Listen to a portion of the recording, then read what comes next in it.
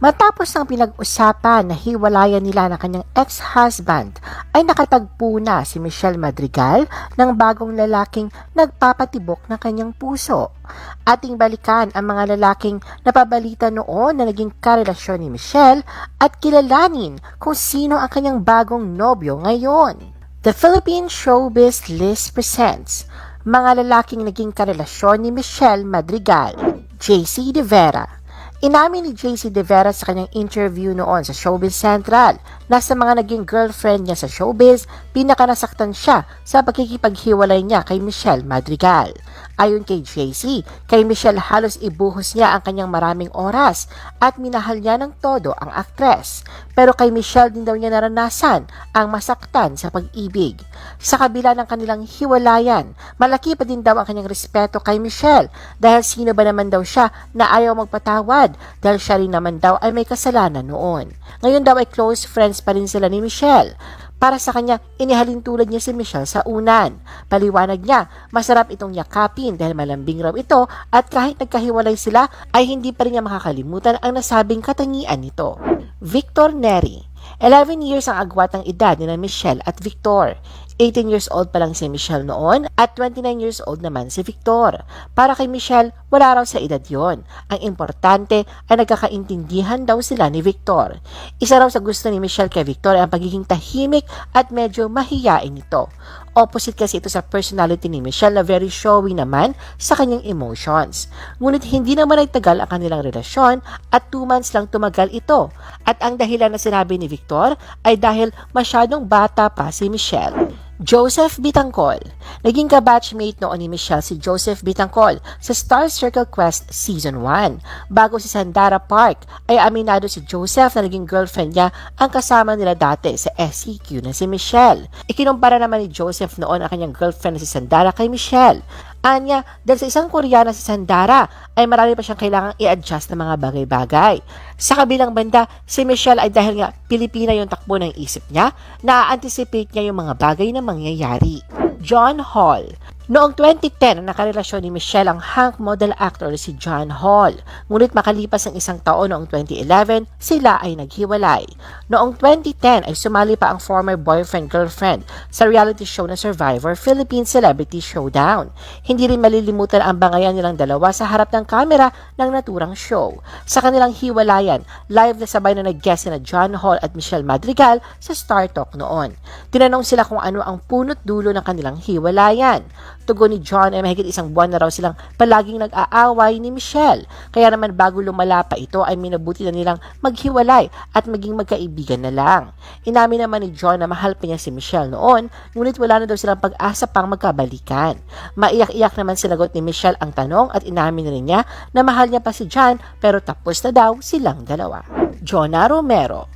Lumipas ang halos 2 taon matapos sa paghihiwalay ni Michelle at John ay nagkaroon ng boyfriend si Michelle. Ito ay ang American Guamanian football player na si Jonah Romero. Naging mailap sa media ang relasyon nila noon. Ipinaliwanag ni Michelle na hindi siya umiiwas na pag-usapan ng kanyang love life dahil takot siyang madiskaril ito. Pakiramdam daw kasi ni Michelle ay mas siniswerte siya sa career kapag tahimik lang siya tungkol sa kanyang relasyon. Sa kabila nito, siya raw ang tipo ng girlfriend na naglalaan ng oras sa isang karelasyon kahit gaano siya kaabala sa trabaho.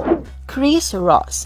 Si Michelle ay gumaganap noon sa mga supporting roles bilang aktres at sa real life bilang caring girlfriend ng San Miguel Beerman Guard na si Chris Ross. Ngunit bago nila kumpirmahin ang kanilang relasyon, naging tampulan muna ng tukso si Michelle at ang basketball player na si Chris Ross na nakitang magkasamang nanood ng laban ng Gilas Pilipinas noong August 2013. May mga nakakita din kay Chris na niyakap si Michelle habang nanonood ng game, kaya't nagkaroon ng espekulasyon kung sila ba ay magkarelasyon.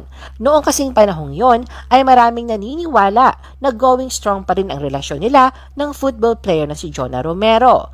Bukod pa riyan, ay usap-usapan rin noon ang viral photo nila sa Instagram na kung saan nakasuot sila ng bathrobe habang sila ay nagtutufi sa isang salamin. Paglilinaw ni Michelle, ang naturang photo ay nakunan mula sa isang spa. Troy Woolfolk. January 2016 nang lumipad si Michelle Madrigal patungong US para kumuha ng culinary arts. Dito niya nakilala si Troy. Si Troy Woolfolk ay isang former football player. Isa din siyang fitness trainer at social media influencer. Ang kwento ng totoong pagkakilala nila Michelle at Troy ay ipinost sila noong 2019. Ngunit October 2020 lang ito nag-viral. Sa isang bahagi ng video, inamin nila Michelle at Troy na nagkakilala sila sa Tinder, isang kilalang online dating app. Ayon sa kwento ni Michelle at Troy, noong una ibang kwento ang sinabi nila tungkol sa kung paano sila unang nagkakilala. Ayon kay Troy, sila ni Michelle ay nagsinungaling noon at gumawa sila ng isang cliché movie script na nagkakilala sila sa park habang naglalakad si Troy kasama ang kanyang aso. Ang totoong kwento daw, sa Tinder sila nagkita at binigyan siya ng star ni Michelle at si Troy ang star of the day noon. Sunday noon na mag-usap sila sa Tinder at nagkita sila pagka Wednesday at nagkita sila muli pagka Saturday kasama na ang mga kaibigan ni Troy and the rest is history. Inanunsyo ni Michelle na buntis siya sa anak nila ni Troy. Makalipas ang 2 buwan, inanunsyo ni Michelle at Troy na engaged na sila. Nag-propose si Troy kay Michelle habang nagbabakasyon sila sa Punta Cana, Dominican Republic kasama ang pamilya ni Troy. Sa bakasyon nilang ito ay pinagdiwang din nila ang birthday ni Troy. October 2017, naging ganap na ina si Michelle. Babae ang anak nila ni Troy na pinangalanan nilang Baby Anika Austin. At noong April 12, 2019, sa Austin, Texas, nagpakasal sina Troy at Michelle. October 2020, inamin ni Troy at Michelle na nagpa-marriage counseling sila na para sa kanila ay napakahalagang desisyon na ginawa nila. Sa kanilang vlog ay tinanong ang mag-asawa kung ano ang pinakamalaking away nila noon. Pero imbes na i-share nilang experience nila, ay umamin sina Troy at Michelle kung paano nila hinaharap ang mga problema na meron sila sa pamamagitan ng therapy sessions. Noong August 2021, inanunsyo ni Michelle at Troy na naghiwalay na sila at magdi-divorce na. Hindi man dinetalya ni Troy at Michelle ang kanilang paghihiwalay, pero inassure ni Troy na wala itong drama. New boyfriend. May bago ng boyfriend si Michelle Madrigal.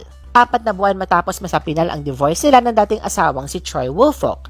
Sa Instagram noong August 22, 2022, nagbahagi si Michelle ng 3 larawan niya kasamang isang lalaki.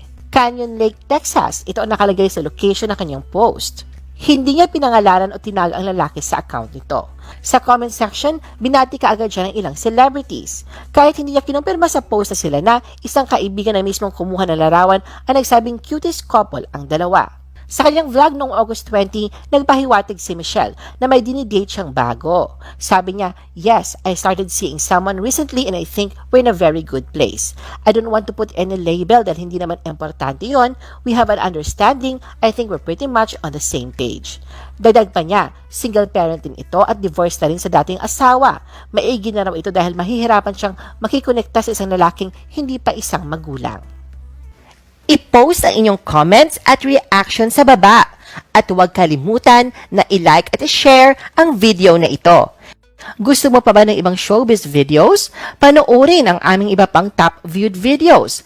Para sa aming mga YouTube viewers, pumunta lang sa description ng video na ito o i-click ang link sa itaas ng screen. Para naman sa mga Facebook viewers, ay maaari ninyong hanapin ang mga link sa comment section ng video. I-follow nyo din kami sa Facebook at mag-subscribe sa aming YouTube channel. Thanks for watching!